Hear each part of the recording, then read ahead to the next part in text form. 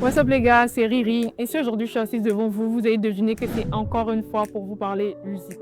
Mais aujourd'hui on va pas rester à Cocody, on va quitter notre petit nid d'amour pour un petit peu aller du côté de Yopougon et même remonter vers Gagnoa. Vous voyez toujours pas avec qui je parle, donc je coupe le suspense. Bienvenue dans un nouvel épisode d'Avance Film sur Ameka Zre.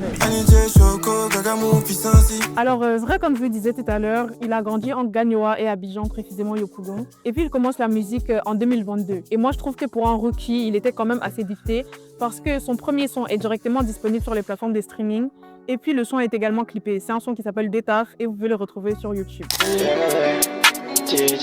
Après mes deux tables, comment est-ce qu'il faut s'aider? C'est pas si fort car comment est-ce comme celui-là? Je suis plus ton ami, maintenant c'est Poséidon. S'il y a pas mes deux tables, comment il me consoler? Il sort un EP au cours de la même année qui s'appelle Carrefour Sacra, mais tout au long de l'année 2023, il fait une grosse pause et il n'a vraiment pas de présence sur les plateformes. Il revient à la fin de cette même année-là avec un titre qui s'appelle Horrible. Et puis après, il rentre dans le drop de singles par-ci par-là tout au long des années 2024 et 2025. On peut notamment compter une collaboration avec Plus de Gun sur le son DPSD que vous pouvez également retrouver sur YouTube.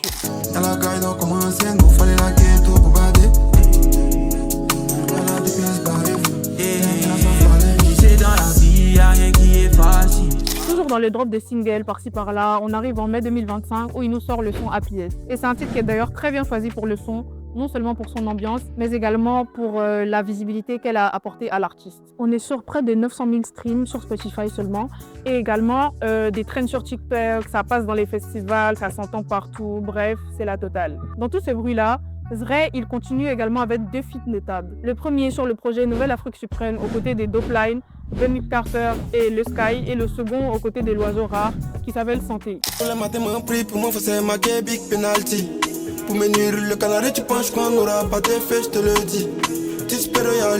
Et d'ailleurs, il vient de sortir un son avec l'oiseau rare et Boleman en supplément. Le son il est clippé et il s'appelle 10. Concernant les collaborations, Zre, on le retrouve également sur deux pistes du projet Baby Tape, Nushi et Bien. Et puis, je pense qu'on a un peu sauté les étapes, puis qu'on a oublié un peu de rentrer dans l'univers du personnage lui-même. Donc, c'est ce qu'on va faire. Concernant son dernier projet en date, c'est le projet Mercon de Babière, qui est sorti le 1er juin 2025. C'est un projet de 10 titres pour 24 minutes et 2 featuring, dont un en collaboration avec Didi.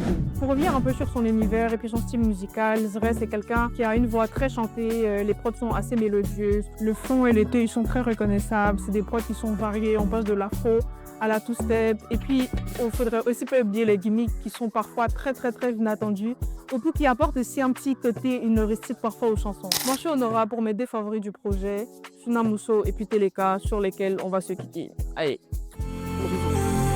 Hey, Suna Mousso, pas dû oublier les mots de la vie. Trop corps, il est